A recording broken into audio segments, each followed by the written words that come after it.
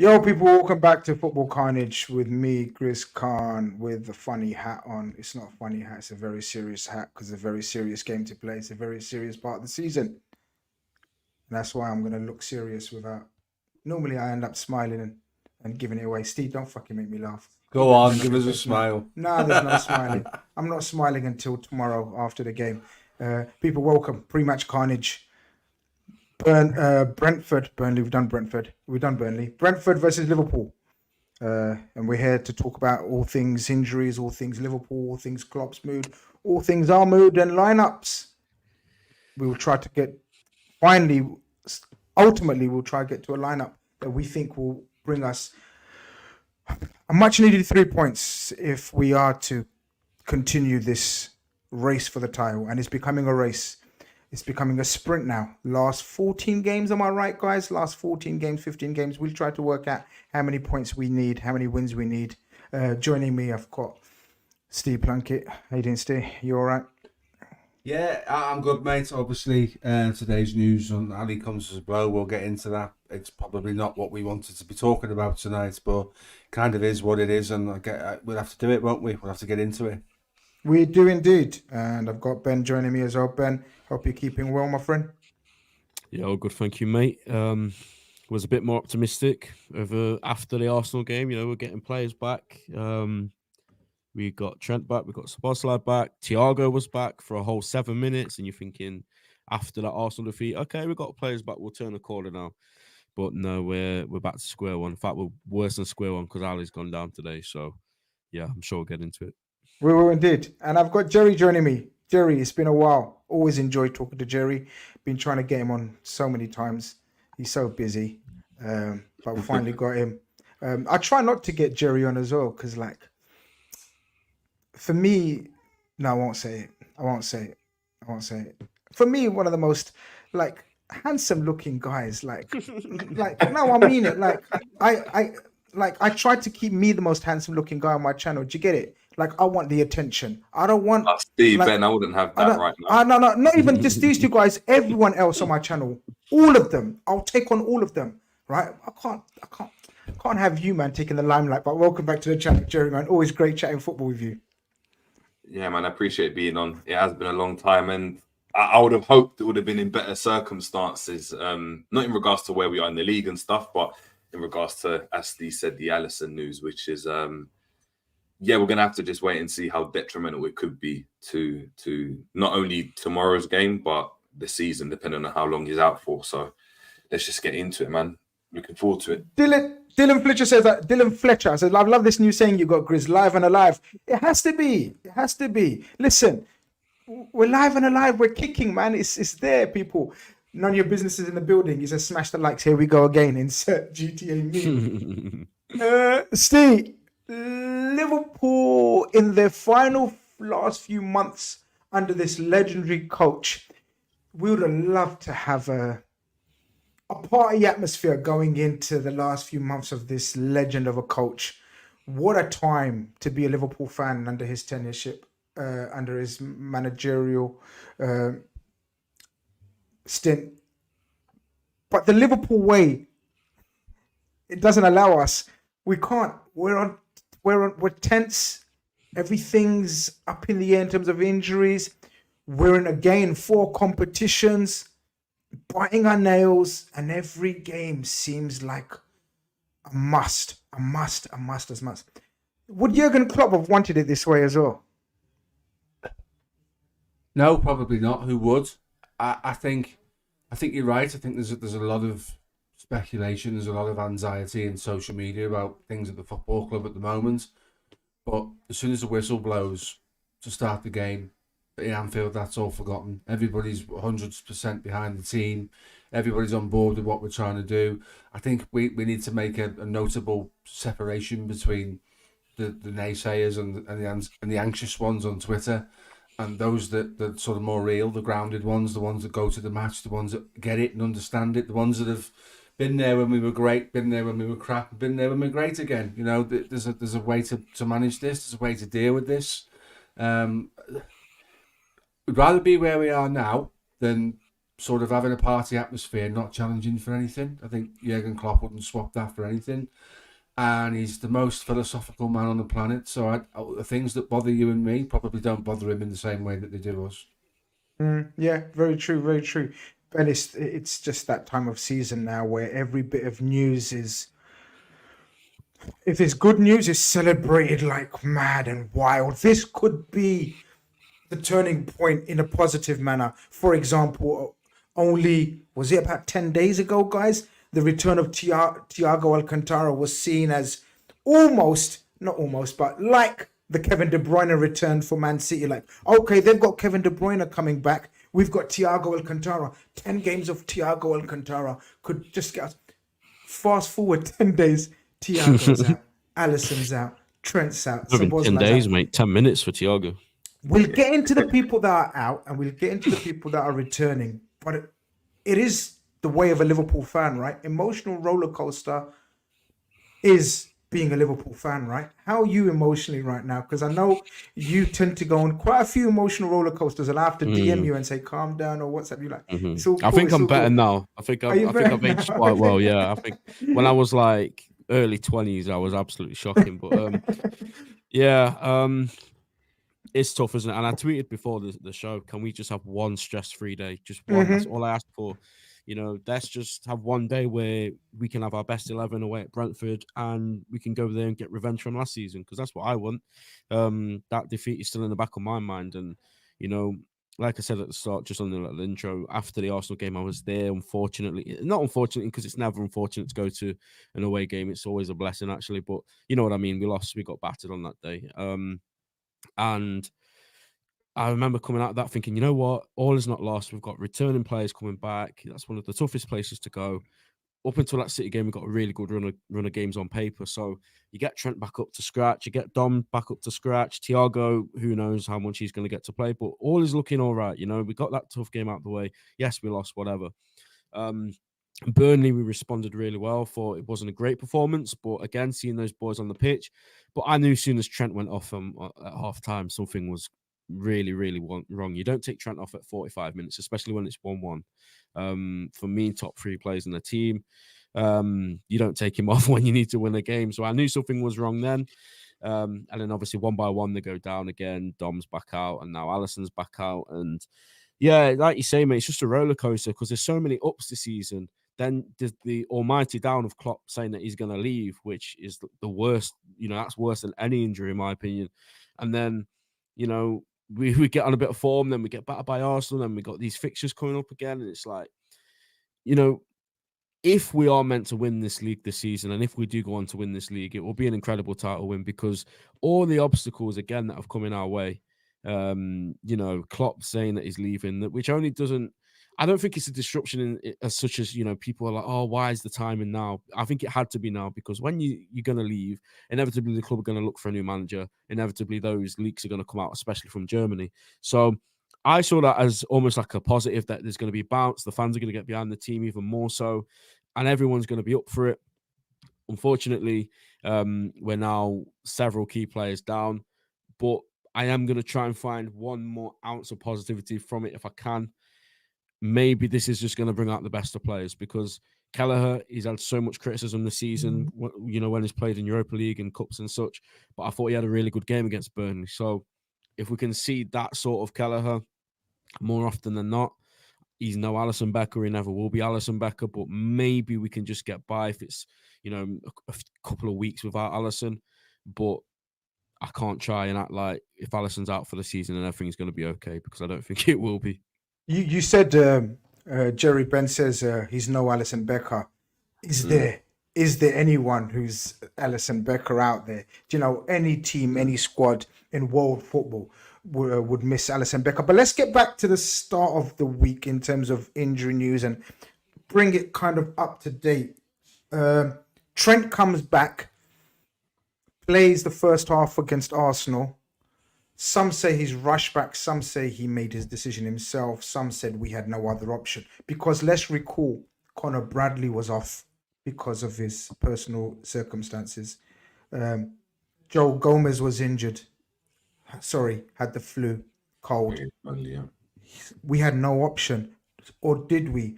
Because Jurgen Klopp, as I said to you guys before, I'm 100% convinced he's got a Twitter account, because within a couple of hours of the news, he comes out and tries to dispel the rumors I've got. I'm trying to bring up his quotes here, and says, look, it's really unfortunate. Nobody wants that. Nobody's doing that, forcing the player back. There are different cases, different scenarios, and as long as I'm here, we never force and never will force anyone back. The Trent situation, first and foremost, what's your thoughts on that? Massive blow, right? Yeah, huge. I think, especially considering the time of, or the period that we are in the season, I think we would have needed, I mean, all of our best players, and I echo what Ben said. He's easily top 3 players in our team, especially from an attacking output standpoint, and especially when you consider that he's the dictator in our team, whether he's playing at right back, whether he plays in the 6 sometimes when he comes on, the ball and the play goes through him. So not to have him is a massive, massive blow. I think him not being in the team meant we had to rely on different players, and I think different players stepped up to the plate. I think McAllister's one that stepped up. Bradley, of course, is the standout, in which, you know, multiple assists, a couple of goals as well, a first goal for him as well, for Liverpool. So it kind of balanced itself out. We knew Trent was gone, but the period we were in, we weren't facing anyone too big, and Bradley done fantastically well. Now, coming into this period, especially with the, obviously, Carabao Cup lingering, we've got the FA Cup after that, and then the City game on the horizon. We wanted Trent for this period, and we wanted all of our players back. Not having Trent now, and it being a reoccurring situation with the knee injury that he had, does, for me, like, it is a cause for concern, because knee injuries aren't something to go and take lightly. And we've seen what happened with Joe Gomez when it came to a knee injury. We've seen it with Van Dijk, and they can be very, very lengthy spells. They're not knocks, muscle tears that, I mean, depending on your body, you can repair quicker.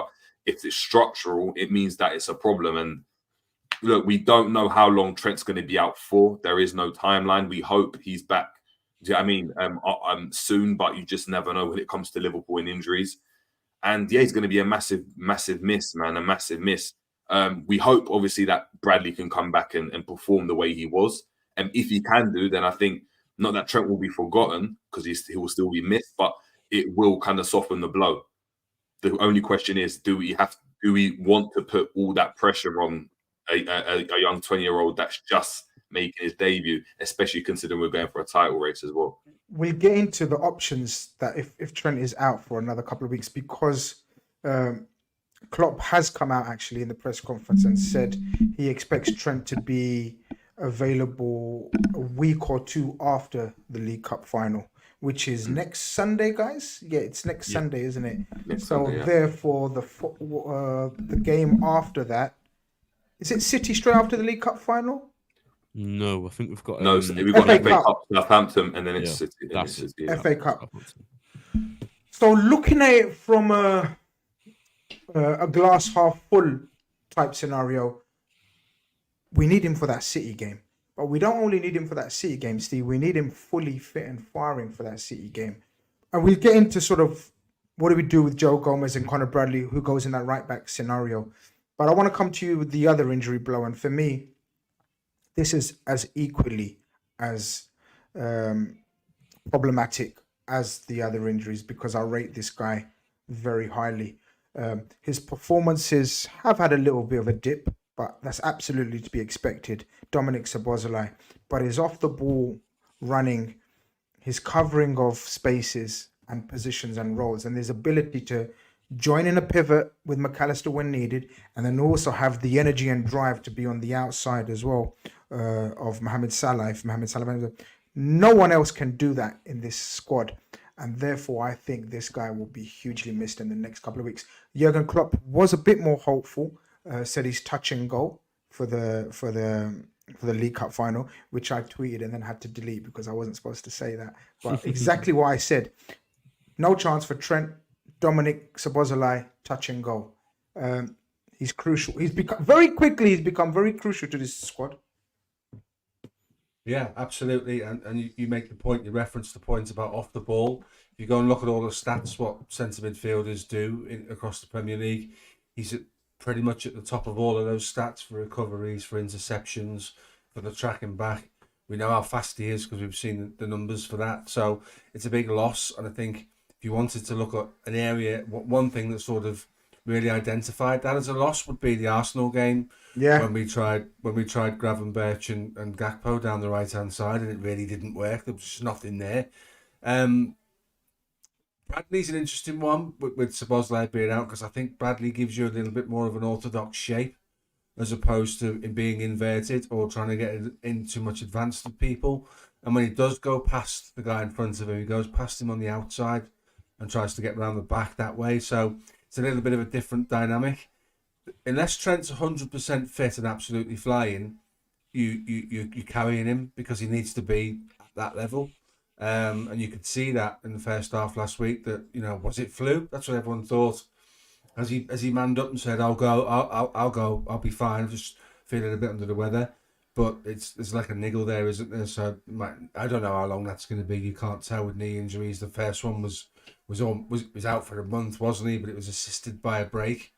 We don't get that anymore, so he's going to miss games.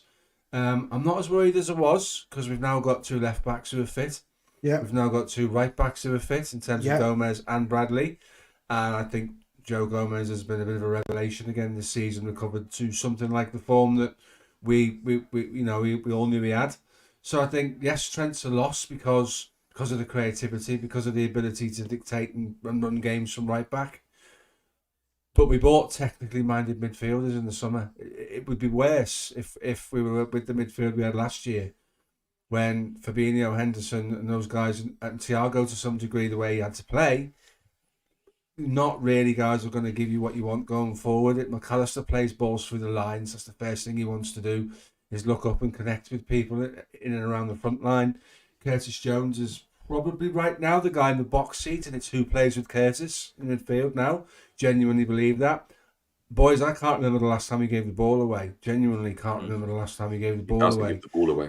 It doesn't. His retention's ridiculous, and he's brave, and he takes the ball under pressure, and that's a word Klopp loves. Grizz, I say that frequently on the shows. Szoboszlai's a massive miss in the sense that Arsenal just played Kai Havertz in a really interesting position against Liverpool and just negated the threat of Trent, although he wasn't at it anyway. But they did. They played him in the space in front of him. That might be a blueprint for some teams to try to do that. With Bradley, it's different. The way he got forward and took his goal against Chelsea, the assist the week before, where he just took 2 men out with a sidestep and then a square ball. Different dynamic. I'm not sitting here suggesting for 1 second that it should be Bradley over Trent, because that would be insane. Trent's got to be in the top 5 ball-playing footballers in the world. Never mind in the Premier League. Very close to, I think in the Premier League era, in terms of, you mentioned ball playing. I don't think there's a match for him in the Premier League era, or even in any era, in terms of ball playing fullback. No, I would agree. So unless he's 100% right, you don't get close to what you need, and then you have to look at the balance of the team, and let's look at the final itself. That might give us a different balance, which might mean, if you cast your mind back to the last 2 times we played Chelsea, they had chances to win the game. They could have put it to bed in the League Cup final. Mason Mount didn't have his shooting boots on, and they hit the post as well, didn't they? And then an offside. So we might get a different dynamic, because we might have a more of a defensive shape. And then you're going to go back to the point I made a minute ago. Then you're going to be relying on your technically gifted central midfielders filling in the gap in terms of creativity. There's a lot of variables in there. There's a lot of ifs, buts and ands for us to consider. But it isn't the end of the world, whereas 18 months ago losing Trent would have been absolutely catastrophic. We're a bit different with regards to that now.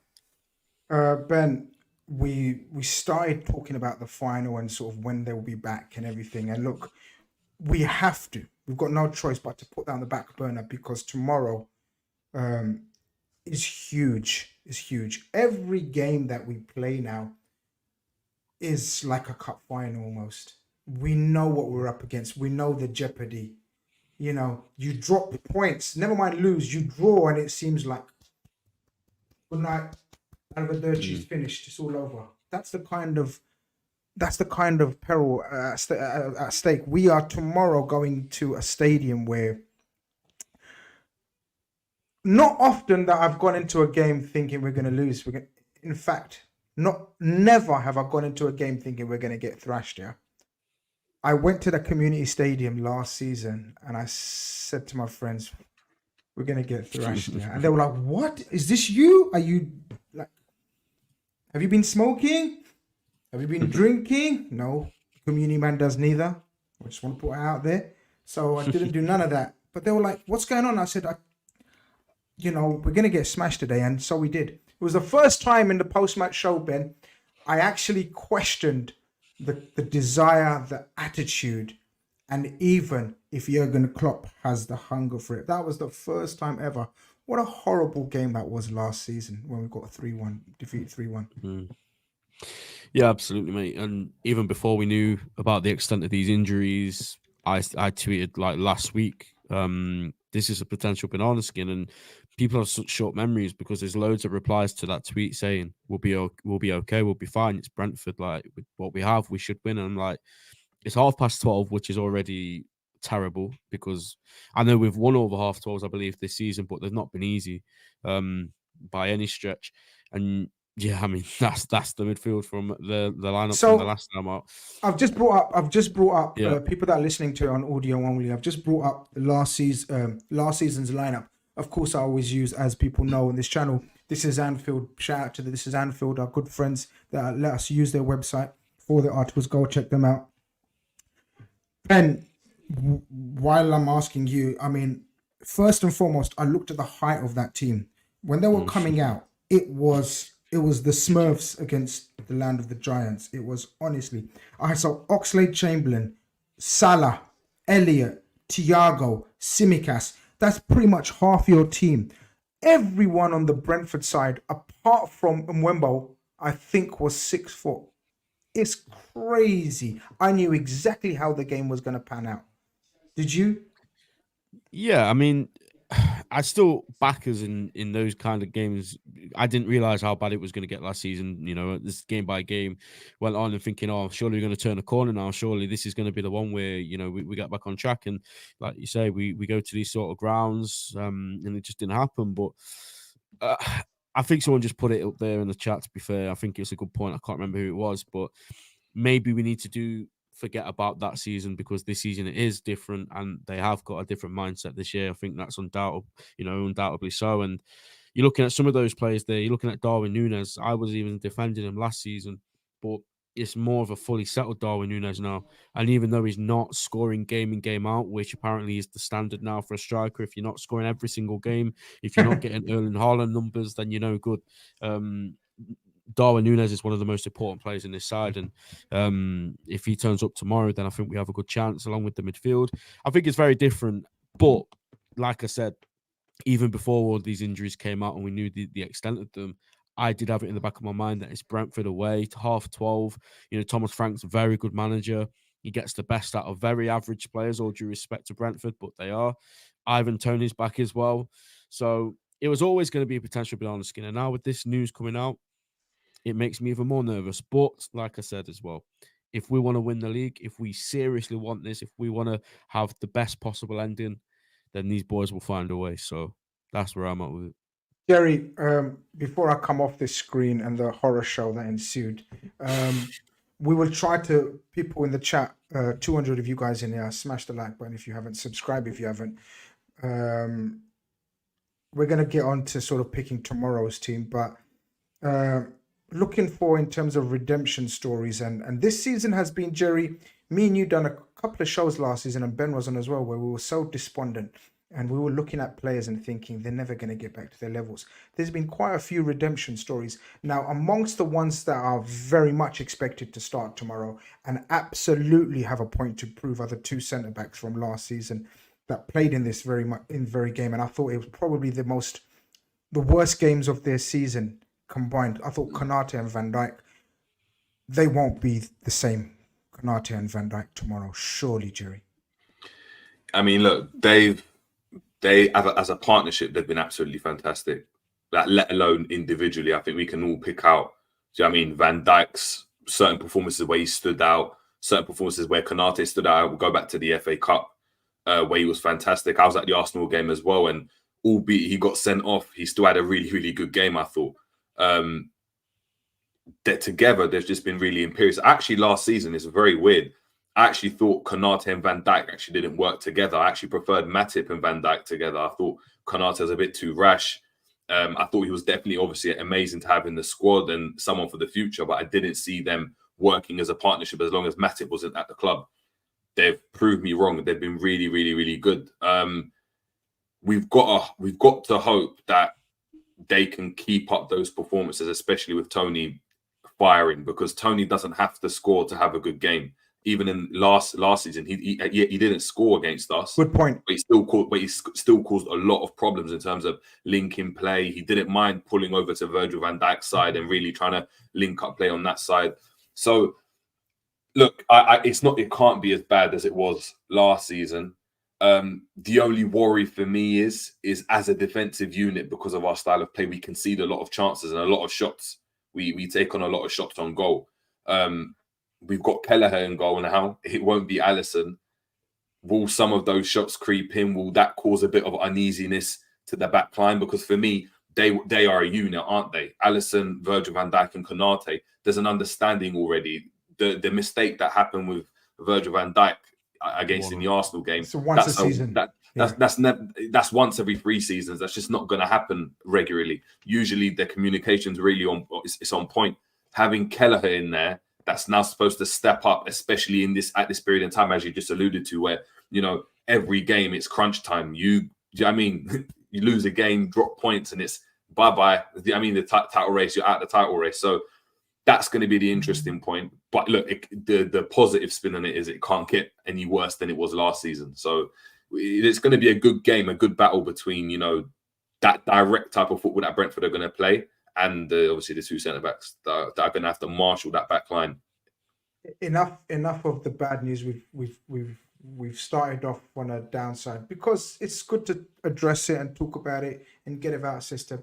Steve, the good news is we have players returning, like you alluded to. Now we have Andrew Robertson back. Now we have Joe Gomez back. Now we have Connor Bradley back. I want to start off with the young man, Connor Bradley.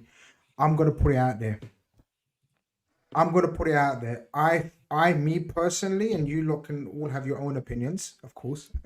For me, I've never seen such an impact from a young player in the first month of his Liverpool career. That's me. And I've seen Steven Gerrard. I've seen Rob Jones. I've seen McManaman. I've seen Curtis Jones. I've seen all the youngsters that have come through. I've never seen a more impressive impact in the first month, me personally. I hold this kid, still a kid, in the highest esteem. I think this guy has got it all.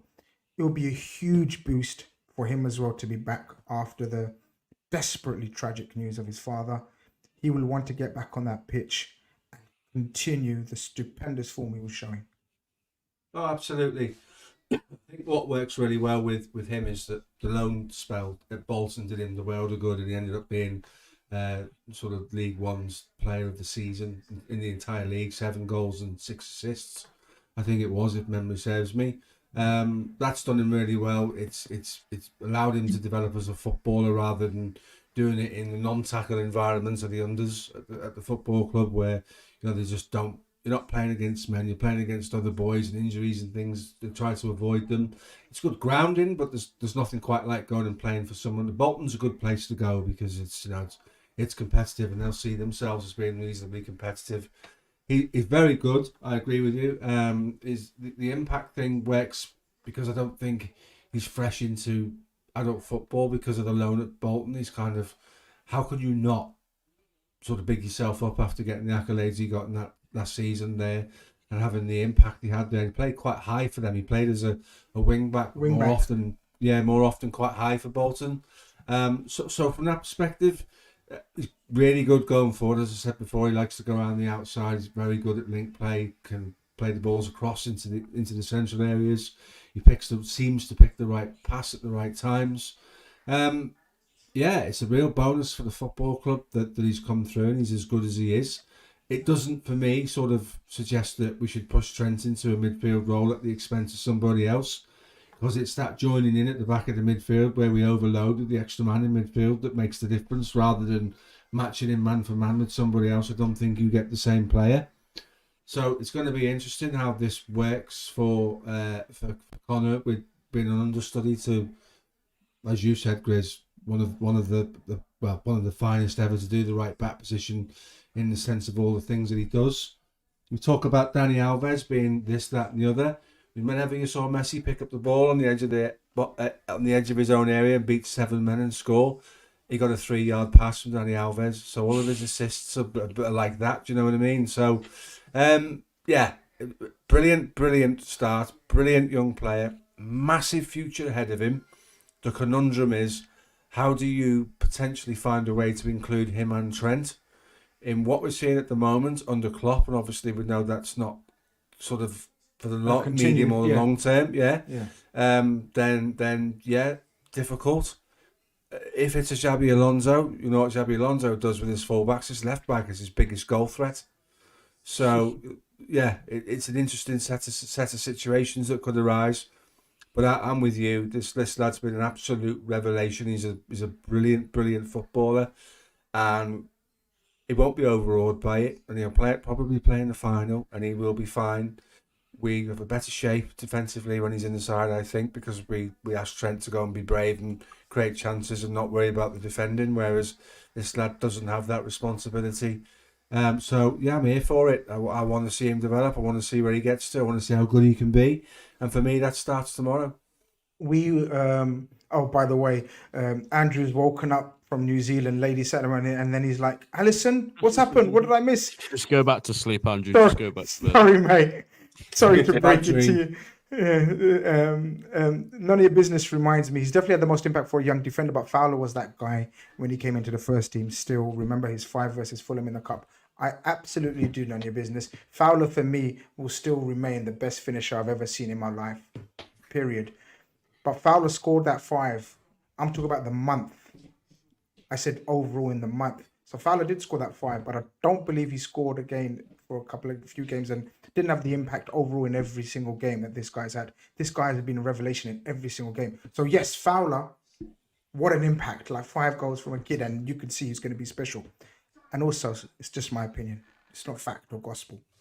Everyone give your opinions on the player that left your mistake. I was going to come to Ben for the next player that I wanted to come back for good news, because we've done the bad news, but I want to go to Jerry, and Jerry will know why I'm going to go to him. Joe Gomez, the redemption of Joe Gomez. Me and you spoke quite a few times about Joe Gomez last season, and we wanted him to do well. He's exceeded, I think, both of our expectations, and it couldn't have happened to a nicer guy. We wanted him not to be known as the nice guy that's career faded away, injuries, etc. If he carries on and he continues the form that he's been showing, for me, he's up there as one of the players of the season for Liverpool. 100%. Been really consistent. Has kind of, I don't know, just he looks reborn, especially in that fullback role. I think he's starting to thrive off it. The freedom that it gives him, the ability to use his athleticism, his understanding. I think the responsibility he's taken on his shoulders as well, knowing that he's the longest serving player under Klopp for Liverpool anyway. Under Klopp, I mean, so it's really good to see, man. It's good to see, because at one point I did think like it's done, it's over for him at Liverpool with the signing of Khanage. Many of us did. I mean, look with the signing of Khanage. I mean, in the summer, us discussing, we need to potentially get this centre back, this left-sided centre back. It didn't really look like an option, like a way in for him, because we know Trent's a banker. Well, was a banker at right back and still will be under Klopp. You know, Robertson plays every single game unless there's an injury at left back. So the only position that was available to him really was to play at centre back. And with Khanage signing, with Matip, for me, performing better than him, it looked. I mean, I was looking at a potential sale to West Ham and try to recoup some funds for him. So for him to go and turn it around, that props to him. He's been fantastic, and not only that, it's the consistency in the amount of games he's been available for. I think that's the impressive thing. It's not only the performances, it's the fact that he's now played since Tsimikas and Robbo got injured. He's played every single game, whether that's League Cup, Premier League.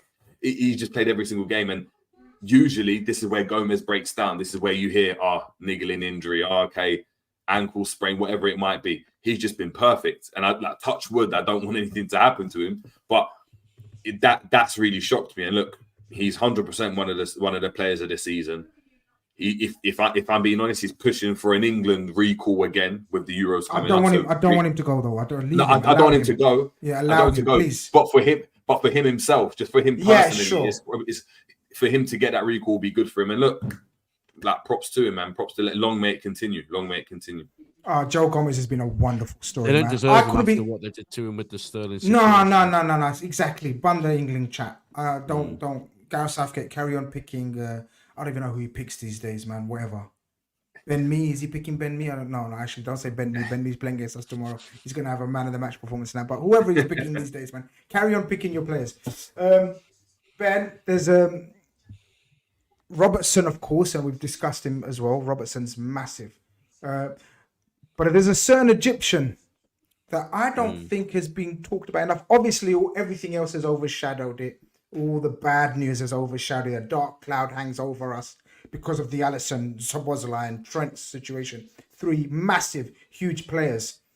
But we have an absolute living icon, living legend returning tomorrow. We'll discuss the lineup, whether he comes back into the team. But to have Mohamed Salah back, what does it mean? It's absolutely massive, mate. Look, every single time, every 2 years, we know what we're going to get when we've got African stars in our team. There's going to be a period where they're away, and it's always tough because how do you prepare without Mohamed Salah? But equally, we know how he wants to win absolutely everything. Unfortunately, it didn't happen for him this time, and he did pick up an injury along the way. And yeah, it was very tough to think of how this team was going to carry on without him. But to our team's credit, we did, and all the forwards started to up their game. I think everyone was getting in on the score sheet. Everyone was getting assists. Darwin Núñez getting a goal or assist pretty much every game. Diaz was getting in on the act. Giotto, unbelievable player of the month, by the way. Gakpo, they all just sort of up their game. And on a side note, I think that's what's going to have to be if or when Salah leaves, whether it be this summer or the summer after. You're going to have to find forwards that are capable of getting 15 goals a season because there's no one that's going to be able to replicate what he's done. So it was refreshing to see because that, like I say, that's probably going to be the model going forward in the long term.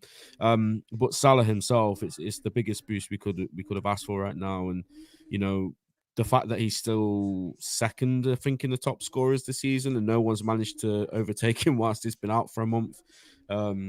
It's just a credit to how good he's been this season. And every single time, Liverpool need a response, we need to react to potentially a poor season that's just gone. He's always the one that just sort of brushes himself down, puts a tweet out that gets the fans going and really draws us back in. And when Mohamed Salah tweets, part of me just thinks, you know what? Stuff all the injuries, stuff whatever happened, like, who cares? We've got these players that just absolutely want everything. And no matter how long we've got left with Salah, with Klopp, with this team, whatever, we all know that Salah's going to do his absolute best to get us over the line. And I hope he starts tomorrow. And Klopp said, I think in his press conference, not today, the one before, that if you ask Salah, he'll be back next week. That's a sort of, human being he is. He just wants to be ready. He wants to be available. And there's no such thing as rushing players back. I liked what Klopp said today because, the club have been accused of rushing players back. Klopp he said so many times in the past, he literally gets a sheet of paper the day or even on the day sometimes of how many minutes each player can play. And sometimes it works, sometimes it doesn't. And like he said, Alexis McAllister, it worked. We got him at the earliest time. The others we didn't. But Salah, I think if he's back in full training for a week, which he has been, I don't see why he shouldn't be starting tomorrow. I think he'll be there. Well, that segues perfectly into what we're about to do now. So, guys, don't know if we're going to agree, but we can definitely have an argument about it.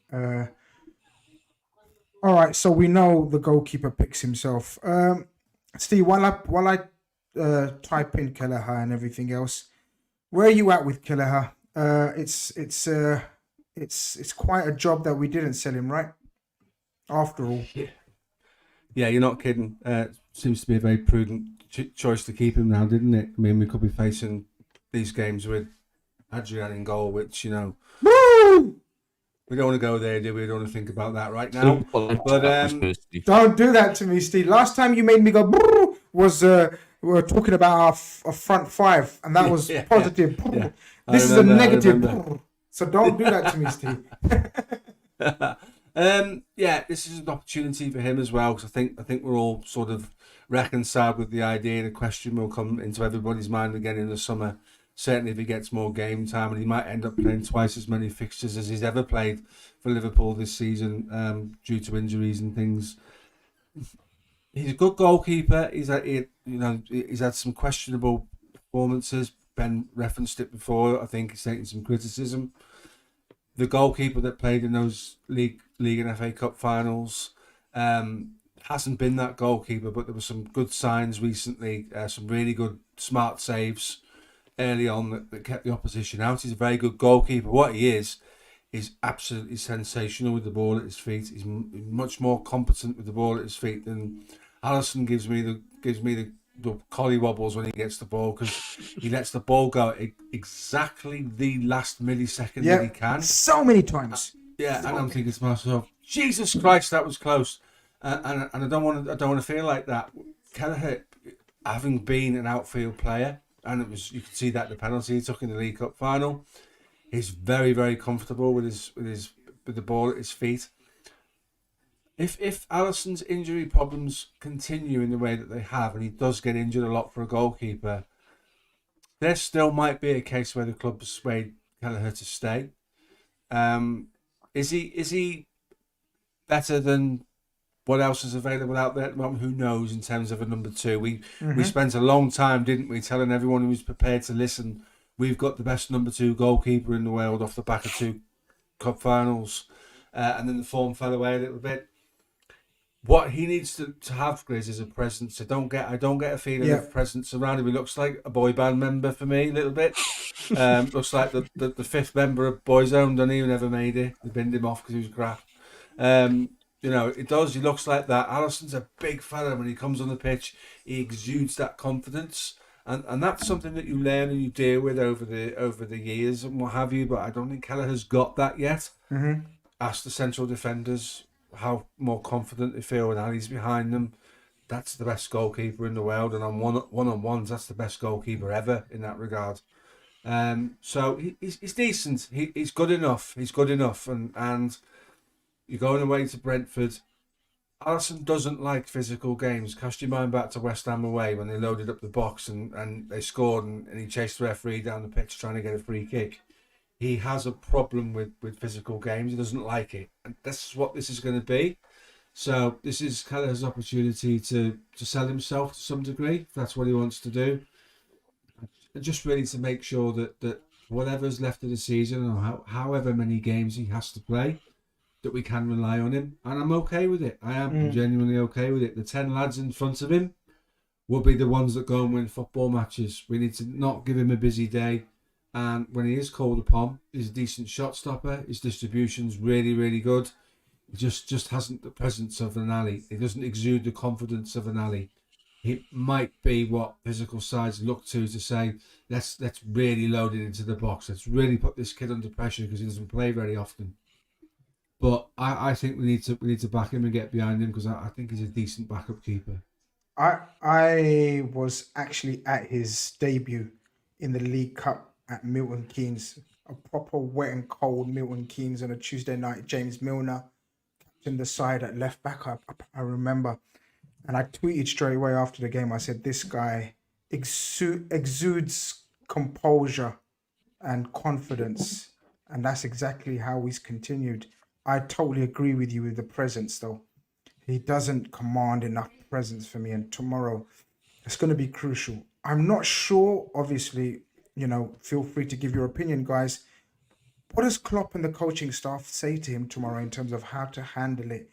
Be affirmative, be a bit extra aggressive, come for the ball more than you normally do, or leave it to the centre backs? How would you approach it, Ben and Jerry? Whoever wants to go for Ben and Jerry's. I had to throw that one in somewhere in the show. Well done, it, Ben and Jerry. But it doesn't have to be in that order. I don't know. I'm looking. I think Kelleher for me, I think at one point would have been a very, very, very good keeper, and he can still go on to be one. I think he's fine, but I think him not playing regular games at his age is actually detrimental to his personal development. Yeah. Because when you look at Alison only became Alison by playing week in, week out. He doesn't have the privy to do that because he's behind Alison. So he's he's not going to have that presence. They probably just tell him to play his game. If they go and try and and be someone he's not, it actually might be to his detriment. He tries to come out for a ball that he won't usually come for, and he gets clattered and the ball goes in, and we lose the game 1-0 touchwood. Like, we don't need that from him. What we need is, again, as I alluded to, Van Dijk and Khanage to be the senior figures in that back line, especially Van Dijk, and assist Kelleher as opposed and not look at Kelleher as the safety net that Alison is. They've got to go and take charge, and Kelleher has got to be the last resort as opposed to being the first resort, which Alison a lot of the time is. It's don't worry, we'll shoot from here because we know we've got Alison in goal. Van Dijk's got to get out to these guys. So for me, Kelleher just got to play his game, and if he can do that and just be calm and collected, and as Steve said, very composed and good on the ball, then that's all I want from him, and I think that's what we can expect, to be fair.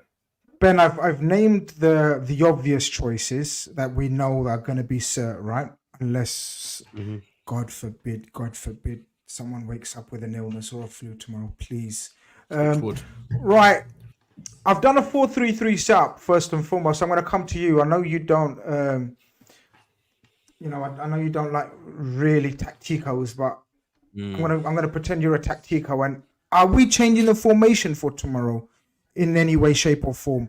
For example, there's a couple of shouts for double pivot of Endo and McAllister. I've just set up 4-3-3 because that's the go-to formation. Before we get into the fullbacks, are we okay with the 4-3-3 tomorrow, Ben? Yeah. I'm fine with it, yeah. I'm fine. Okay. I don't think we changed too much. It's just personnel for me. In that case, let's get to the fullbacks because I've left them open. Because now we have 4 fullbacks to choose from. We have Connor Bradley, Joe Gomez, Tsimikas, Robertson. Let's start off with the right back. What do you think you're doing tomorrow, and what would you do tomorrow, and what do you think Klopp does tomorrow?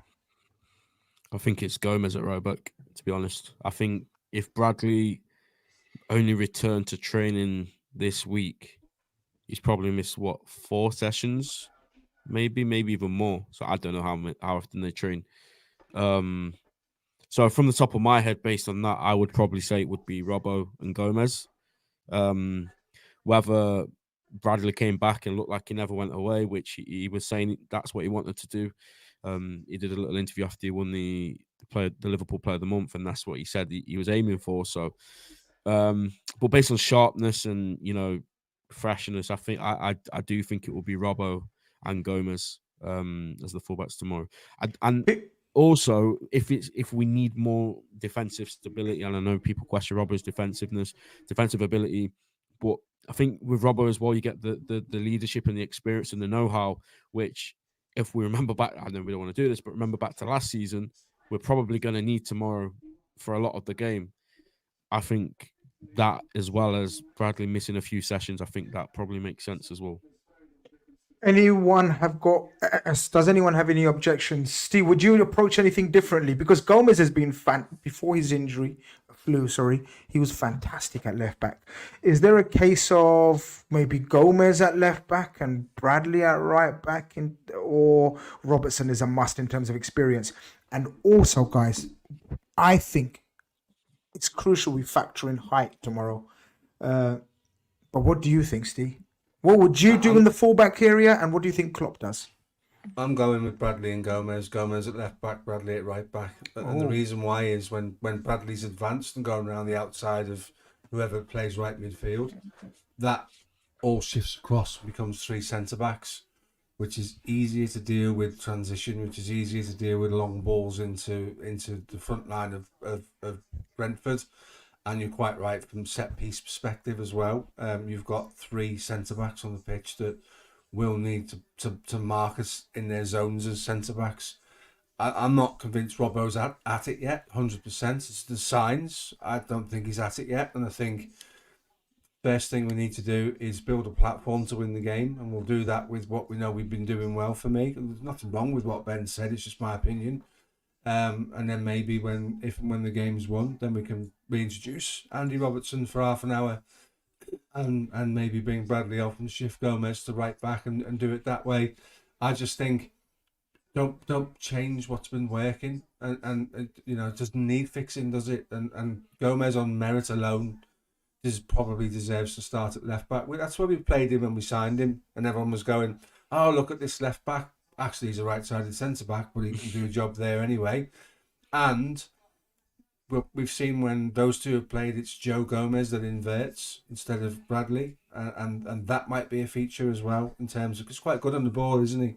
So he's able to break lines with passes. I'm surprised how good he is on the ball, how comfortable he's proven to be.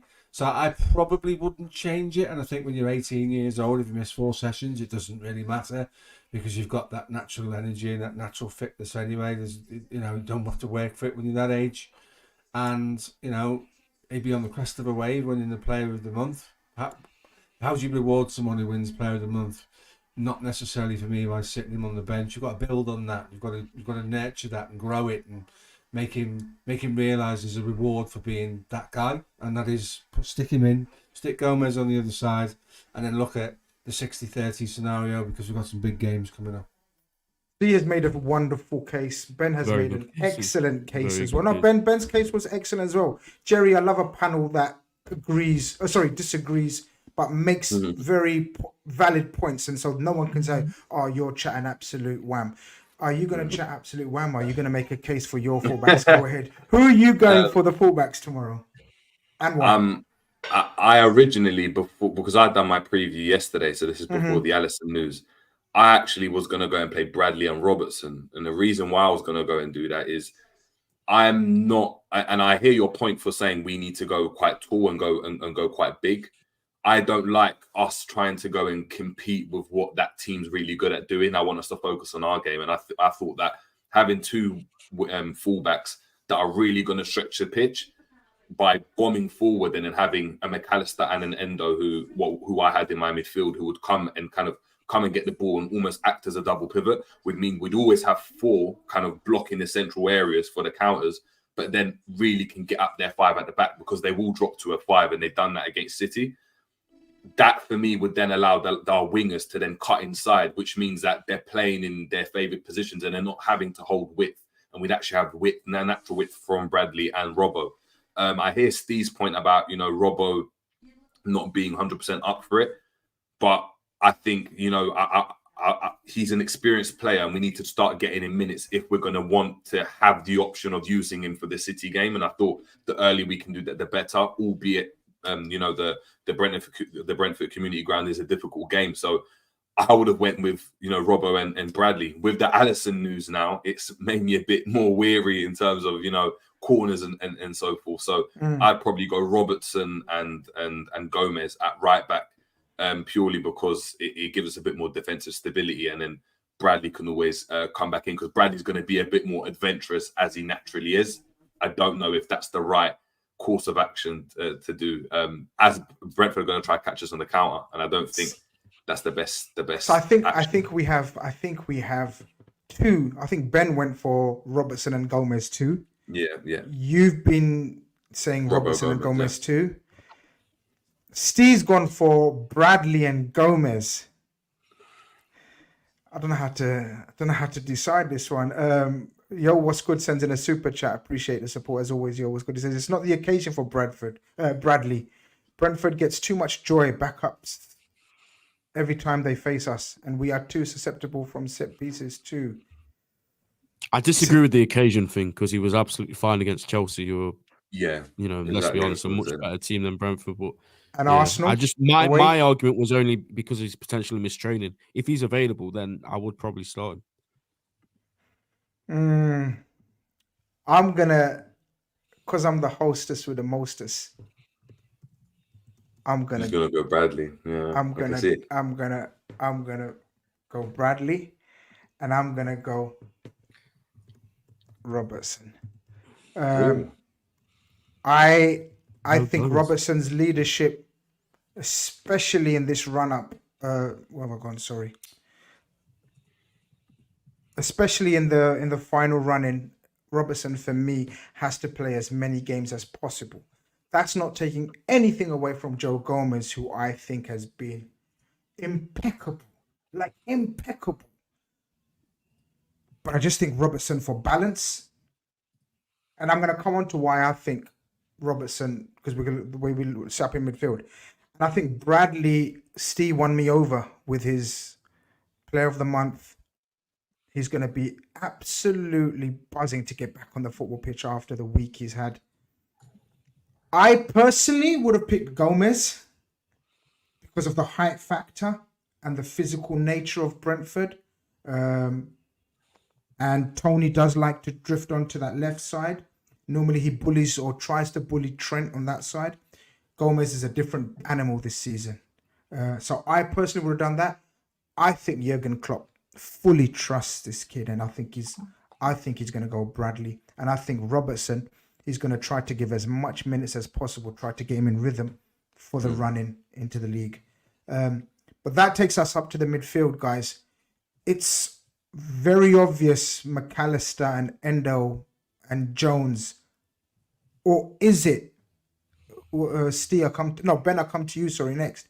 Is it obvious the three?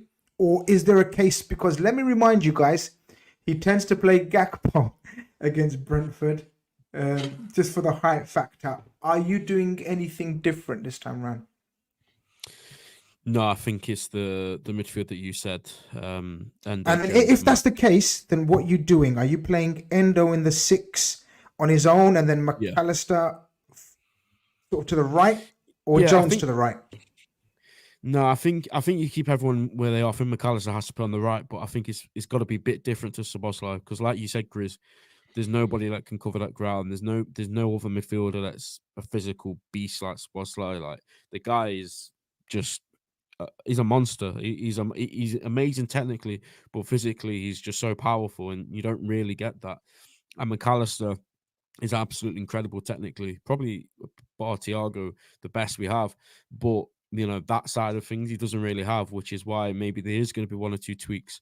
But that is the midfield that I would start. I think Curtis Jones, undroppable this season, and is really good because I don't like.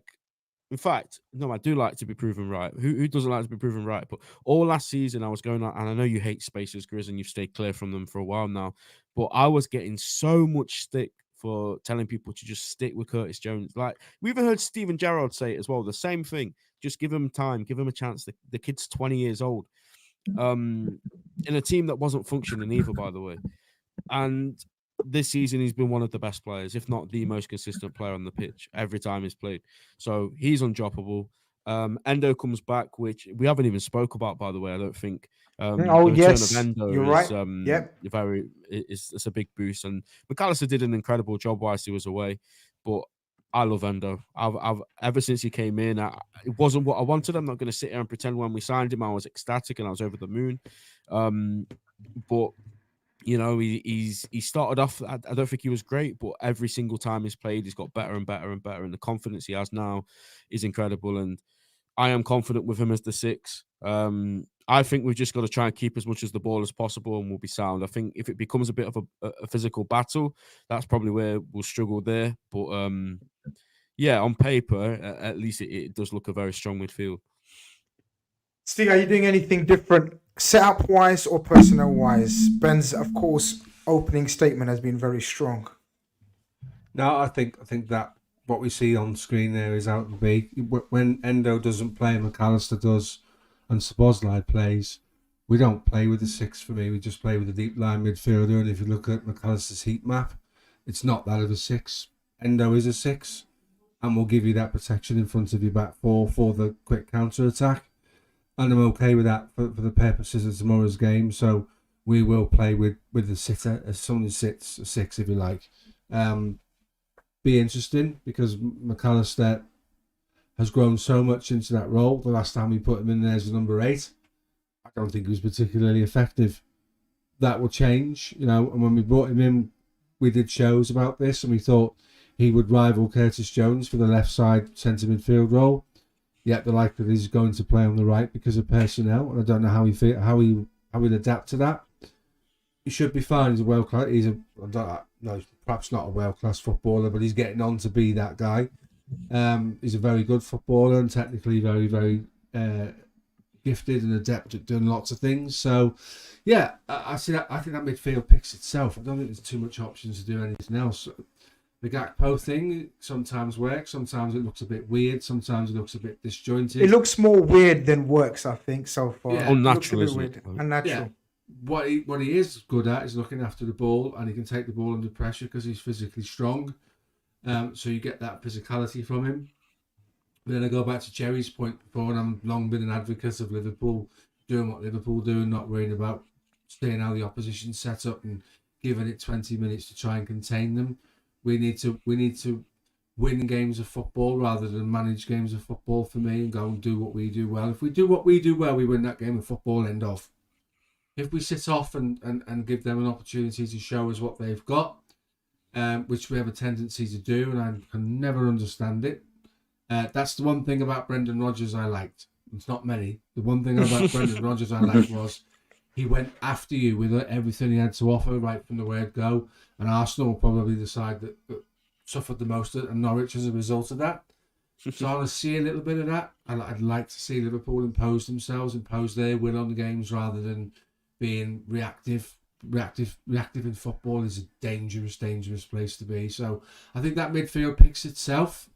What will be interesting is our outball, because that's you give the ball to Endo. Endo's great at winning the ball and giving it easy because the players who are better with the ball, and that's not like sort of any detriment to him or disregarding his ability, but he will look to do. You remember that phrase Eric Cantona used, the water carrier for Didier Deschamps? You kind of think of that as a Endo role at Liverpool Football Club, but then a lot will depend on who plays up front in terms of who and where do we see our outball. So I think that midfield picks itself. I think Endo's got a crucial role tomorrow. I think Endo screening the centre backs in terms of and picking up Mopai. I hope that's how you say his name. I hate even saying his name. He's an absolute pest. And I think Endo is going to be absolutely crucial in terms of monitoring his movement, following him. And if that's the case, then McAllister, I think, and Curtis Jones have got the game intelligence to drop and cover if needed. So I think that's going to be the midfield too. Obviously, a shout for Elliott, who's been magnificent. I know, Ben, you spoke about Curtis Jones, and Curtis Jones was mocked and ridiculed last season. I mean, if you watch Curtis Jones play football, and you don't think that you don't see any talent, you're not in the right sport. Like, you can say he hasn't been effective or he hasn't fulfilled that potential. That's a different argument. But if your argument base is what does he do well, then that's absolutely flawed and delusional, in my opinion, because his touch, his control, and his ability to protect the ball, in my opinion, is very close to being elite already. And his game intelligence has come on leaps and bounds. Harvey Elliott again. But this is one of those games where I'm afraid to say you just save him for impact off the bench because of the physical nature. They are all 6 foot. They apart from Mopai and Regulon, they are all 6 foot again tomorrow. It's just one of those games where, because we've got the other 3 named, Harvey Elliott is fine to sit this one out. Or is that harsh? Spot on. I love Harvey. Just go back to him for a moment. I think, there were signs last season in these sort of games where, and there wasn't just him, there was a few of them, those physical battles that they're just not for him away from home at the moment. He could develop to go on to that. But he's another one that I wanted people to just stick with and just give him a chance, because Klopp always says it. People forget how young he is. He's what, not even 21 yet. And I know you've met him a few times as well, Grizz, but I was at Southampton away last season, the final day of the season, and I was sat just behind his dad. I had a really good chat with him, and I was like, you know what, like, he's such, and his dad doesn't need to hear this from me, but he was on Twitter at the time, so he's probably seen all the nonsense that was going around about him. I was like, today he was one of the best players on the pitch, and there are people, like everyone here does believe in him, and his dad was like, all he wants to do is play for this club. That's all he wants to do. Yeah, he might be playing in the wrong position, or not, maybe not wrong position, the position that he doesn't really want to play in. I do think he would prefer to be an out winger, or like a number 10, and we don't play with 10 at the minute, but that sort of player. But there is immense talent in there, and there always has been ever since he was 16 and he played those cup games. You mentioned the MK Dons. There was an Arsenal game which he was incredible in. You know, the talent was there for all to see straight away. Not physically developed completely. I don't think. Maybe there's still a bit more growing to go. There's definitely more. You know, there's way more levels and gears he can go up to before he even comes close to the finished product. But yeah, those 65, 70-minute cameos this season have been special. And, you know, in a time where we don't have that many options from the bench, he is an incredible option to turn into when you need a game to change, just like we did at Burnley. So I'm absolutely buzzing for him. He's finally getting the respect he deserves from people that have criticised him. And I agree with what you said, mate. Leave him on the bench for this one. If the game's not going our way, he can come on and drop another masterclass. And how many masterclasses has he come off to perform in the last 20, 30 minutes? Jerry, the front end of the pitch is going to be vital tomorrow. Brentford, we're going to have to take our chances. The only way to demoralize Brentford will be to be 100% ruthless and efficient. We can have games where we are like that. Tomorrow is a must. In that case, go on then. How are we doing this front three? How are you doing it again? And what do you think Klopp's going to do? Because we've got 5 to choose from, brother.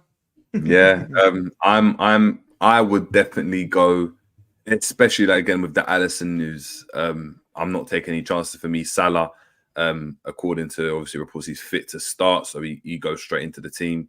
Nunes plays because I think Liverpool just look more troublesome and cause more havoc with Nunes playing.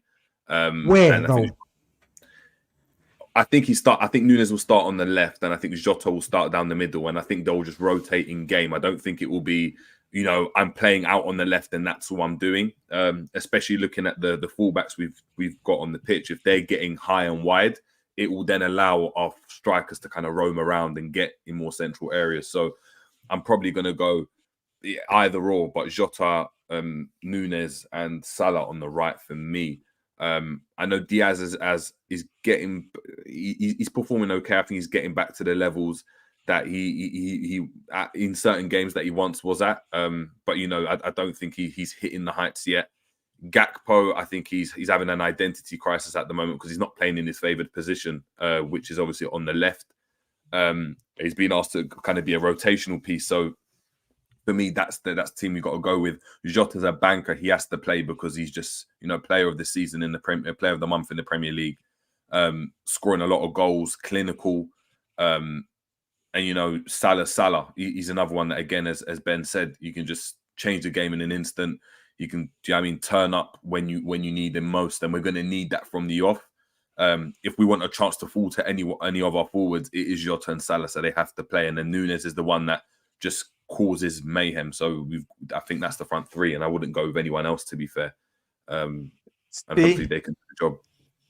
Obviously the big question is, does Mohamed Salah go straight back in, or do you ease him back in and then Luton and then the cup final? Do we have to look at the next 3 games, or do we have to look at this game in isolation and think we're not going to get many chances? And if we don't get many chances, like Jerry says, if we do get chances, they have to fall to Jota and Salah on the pitch. I think what Klopp said is very telling. That Mo Salah, if you listen to Mo Salah, he will tell you he's fit. He didn't say, I will tell you he's fit. He said, Mo Salah will tell you he's fit. And he's probably been saying that all week as well, because if you look at his Instagram, he's itching to get back. I'm not sure he starts. I think it's Jota, Nunes and Diaz, the front 3 tomorrow, personally speaking. Because I don't think an explosive player can be rushed back in, especially in light of, you know, we're saying now, is Alison another one that's re-aggravated a previous injury? We know that Trent suffered with the knee. We know that Szoboszlai felt some tightness in his hamstrings, and we brought him back in and it went again. I think that's quite high profile at the moment, and are being questions asked of the medical team and the rehabilitation and players, and are we getting it right? We can ill afford to bring Salah back for a physical game, and it will be a physical game. He's had the better of Regulon in the past. He's had a bit of a. He's had a couple of storming performances against Regulon. I get that. I don't think Regulon's. But then again, who hasn't he had? Yeah, storming performances against. Yeah. So I can see a world where Salah doesn't start, and if I'm picking the team tomorrow, I probably don't start him either, because he has to be 100 more so than Trent. He has to be 100% fit. Otherwise, you run the risk of him breaking down. If he breaks down, you probably don't see him for another 6 weeks, and we can afford that. There's enough in the front three with Gakpo and Salah on the bench, so that's a front five for us to win that football match without having to use Salah. You know, I don't think Brentford are all that. They're just ask you questions physically and from set pieces, and obviously having Ivan Toney back, this is a guy who's got an eye for a goal. But I can see a world where Salah doesn't start the game, and I think given his injury and the bigger picture of where we need him and how long we need him for, I'm okay with that. I've thought about it and decided it's okay, because I'd rather he was available for all of the remaining games of the season if it means he plays 20 minutes, so we can have a look at where his fitnesses are. Ben. It's a tricky one, this one. Jerry's gone straight in for the kill. He said he wants Salah on the pitch. Steve's saying, I'm going to hold him back just this one game and make sure he's available for the rest of the season or whatever. And he thinks the front three have enough in them. What are you doing? Or what do you think Klopp will do?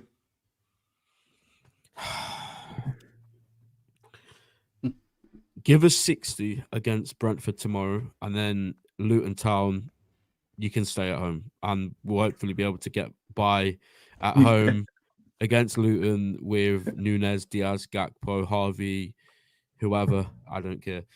We should be able to get by against Luton at home. Yeah, if Salah's fit, it's the big if, isn't it? None of us know. There's no doctors on it. I mean, Twitter's full of self-proclaimed doctors who tell you how serious an injury was, how much time they need off, and all this, but none of us have a clue. We just go by what Klopp says in a press conference. If he's available for 60 minutes, I'd want him to start and then take him off rather than him come on for half an hour. I just think it might, if you're going to bring him on for half an hour, it could take him 10, 15 minutes to get into the game, and then you've only got 10, 15 minutes left with him once he's settled. Do you know what I mean? I think if you start him for that time, you know, it gives him more of a chance to get back into it, get his rhythm. But equally, everything Steve said is completely true as well. If he's not completely ready and we risk him, and then we're another, you know, superstar down, it's only ourselves to blame. So it's a tricky one. But he has been training since the start of the week, full training as well, Klopp said. So on that basis, I would assume he is ready to come back in. I did bring him back into my FPL, and I have captained him. So, yeah. Imagine coming on a stream like this and using your FPL as your reasoning for playing Mo Salah. Hey, Grizz is a big FPL player as well. I'm huge, but I'm absolutely had a nasty start, but I'm so back in the game. I can't explain to you how showy off I feel. Like, I'm back in the game, guys. Just before you go, I will just echo what Steve says as well. I would be completely fine with the front three that's been playing while Salah's been away. If that's the front three that's tomorrow, I'm not going to melt down about it. They've been fine. My biggest worry though is I know people are looking ahead into the future, thinking, look, if we can just get this done and this front three's fine, then we can try win our next games. For me, us dropping points now, like for me, the way I see it, we have to, in the Premier League anyway, we have to win every single game up until the City game and then assess where we are, because we're not in control of the situation. If we drop any points now, the way I see it is we're in trouble. And then for me, Salah off the bench when we're chasing a game is never great. He's always done well when he's coming off the bench. He's not been injured, but he's just coming off the bench, and we're doing well anyway. And he comes in and scores 2. He's done that in the Champions League and the Europa League. I need him to get to be fit and firing for that Carabao Cup final. And what I don't want is for him to come on and have 30 minutes, plays in a looting game. It doesn't really go his way. And then when bang, we're at the Carabao Cup final, we don't know what Salah we're going to get, because then we're discussing, do we go with the tried and tested 3 in regards to the 3 that's done well without Salah, or do we put Salah in because he's Salah? And I don't want to be in that situation for me. It's an interesting one. It's a mad one. It's a very, very delicate situation at a delicate time of season with the most efficient player the Premier League has seen in recent times, in any times actually. It's go on, Steve. What was you going to say? Before Steve goes, there's 300 of you guys in it. I've just checked. Not even 150 likes. Like normally, I work to at least a 60% ratio. Like, are you lot mad? I get it, Friday night and that, but come on, smash the like button. Sorry, Steve. I think Diaz's form makes this an interesting conversation, because he's getting goals and he's kind of making himself. You put Jota in the middle there, which would suggest if you're of the opinion that Salah should play, you're likely to go Salah and Núñez. I don't think it will be. I think at this moment in time, Diaz's form is such that he doesn't miss out. So okay, shall we settle on what I think Klopp will do, or what I think, Ben, you wanted Salah in. Jerry, you wanted Salah in. Steve, did you go with what you think Klopp will do, or what you would do as well? So you agree with Klopp as well, both of you. I agree. Esteemed. I agree with Klopp. Salah thinks he's fit. Whether Salah thinks he's fit, whether he is fit, could be a slightly different end product of that conversation. Yeah, it can't be his decision. Yeah, it has to be. Well, what Klopp alluded to today was Trent. Ultimately, what he intimated was Trent, at the end of all the analysis, and the medical team had the final say. Not the final say, but he did declare himself fit, and then they made a joint decision. I mean, look, it's difficult, isn't it? When it's like muscle injuries, how can someone tell you how something feels? They have to go based on what the player is saying. That's right. Because it's not okay, we can see that, I don't know, this wound is healed, so now you can play, like with McAllister. It's, how does that hamstring feel when you've gone and you've pushed your running from, I don't know, 30% all out sprint into 60%? How does that feel? You're like, it's okay. To the doctors. Yeah, I'm sound. I'm fine. And if I'm going to be honest, Salah looks at the player that's, you know what I mean? He's going to play through some niggles. He's going to go and play through some pain, and he's actually going to tell you, no, I want to go and play. And I think Trent was similar. And I think you can't combat that when someone's telling you, I feel okay. How can you tell them they're not? No medical team is going to be able to get to that answer for you. But guys, just something else out there. I'm just playing devil's advocate. With Klopp saying he's leaving and all that, right? Is there a case of a lot of players want to play in as many games as possible in this sort of, pushing themselves over the edge and limit? And then you've got a cup final on the horizon as well. Does that play a part, guys? Surely, we don't know. If it does, but does it? Do you think, guys, play a mental part? Because there's a cup final a week away, and there's a midweek game, and we know the squad has to be rotated between the 3 games. So who plays what game, especially out the front, lads? Because that's the most competitive part of our team. As we said, we're trying to pick 3 out of 5. You think it has a bearing? Of course it does. If you're top of the league or in a cup final and you've got 2 other trophies that you're going for, everybody wants to play. When you're 5th, 6th place, like we were at certain points in our season, and we're struggling to look like we're even going to get any form of European football that would mean anything to us, there's always been the question that when you're under pressure, certain characters hide. When you're winning and you're at the top of the Premier League, everybody wants to play. So players will tell you that they're fit. And the comment that you just made about Trent having the final say is a lesson learnt there. There has to be a lesson learnt by the club that says you can't just go off what a player tells you, because you can't replicate in-game experiences on the training pitch. You simply can't do it, because you're creating contrived environment for somebody to do a certain exercise with half a mind on protecting that injury.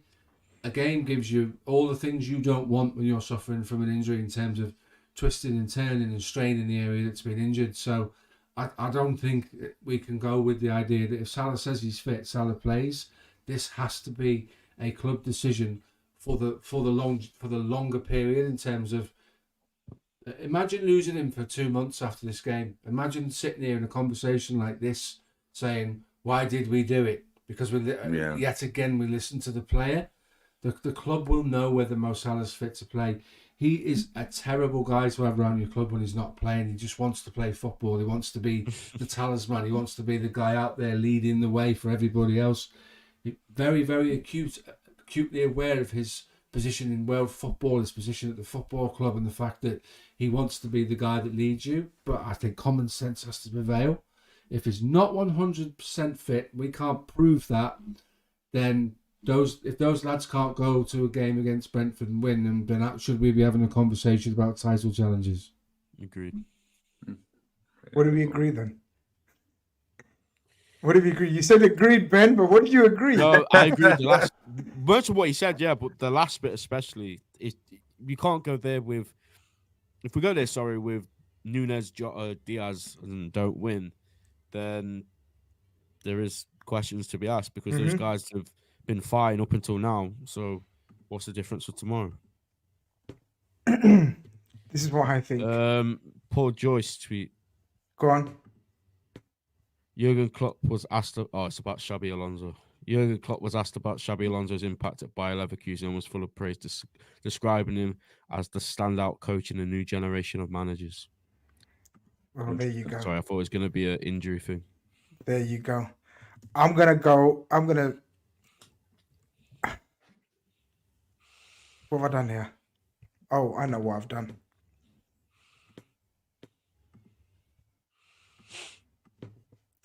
The suspense. I think this is how we go tomorrow. And I think my reasoning for this... Grizz's prediction tweet 2 hours before kickoff. My reasoning for this is because of the way the rest of the team we formulated. Because we know Diogo Jota isn't a right winger per se. And we know Conor Bradley has been playing as a right winger. I don't think we see anyone inverting tomorrow. None of that Gomez, none of that Trent, none of that even Robertson. I think we play authentic fullbacks tomorrow. And I think we see very much McAllister and Endo playing. Dropping in. So we don't need an inverted fullback. And therefore, I think we see a lot of what Jerry said, or one of you guys said in terms of Nunes and Jota interchanging their positions, drifting out wide, playing as almost as a partnership. I think that's how we go. Luis Diaz, I agree with Steve as well. Rhythm. He's finally found a bit of rhythm in terms of output and goals and performances. Yeah, some would say not been great, but output. Mane used to have stinkers of games, remember, guys? But then suddenly Mane would get us a goal. That's what Diaz has been doing. He's not had brilliant performances where he's been linking, taking on players, but he's been there with the finishes and the brave finishes. I think this is our team tomorrow, but let's see. Let us know in the chat what you guys think. If we've just blagged it or we're talking nonsense and we don't know. That would give us, guys, check this out. That would give us a subs bench of half, and help me out here. Gomez, Kwanzaa, Tsimikas, Harvey Elliott, Mohamed Salah, Gravenberch, Gakpo. Am I right? Yes.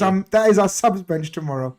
So I know we started off doom and gloom and injuries, but that 11 out there and the subs bench should be enough to go to Brentford and continue this quest and march for the title.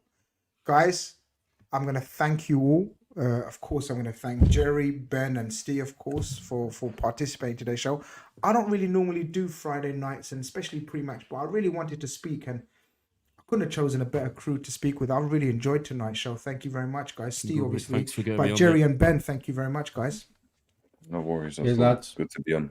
Jerry, shout out your channel and shout out where people can find you as well, because it's a must.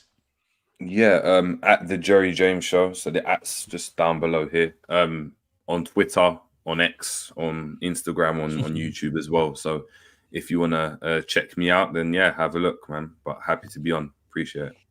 And Ben, shout out, bro. You're doing great work as well. Go and shout out your stuff, bro. Yeah, so there's my Twitter on screen, SMXLFC, and on YouTube and Spotify, I do the Anfield Talk podcast as well. So just type in the Anfield Talk on either platform, you'll find it. And also, I'm doing a lot of stuff on the account as well at the minute. So any quotes, any transfer news at the minute, it is myself putting them out. So I'm sure you probably follow us anyway, but yeah. That's where you can Great find stuff, great stuff. Me and Steve will hopefully, well, we're not sure, are we, Steve, about Sundays with you, but we'll be back. We'll be back.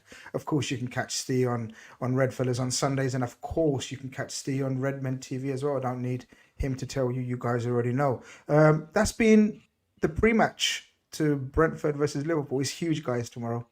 I feel better after speaking to you guys, though. Honestly, it's therapy, isn't it? It's mad when you speak to fellow Reds, rational, logical Reds that are not overreactive and they're not on the delusional side as well, just in between, and we cover the pros and we cover the cons, and we come to the understanding that we're still a very good football team and that we are still on top of the table.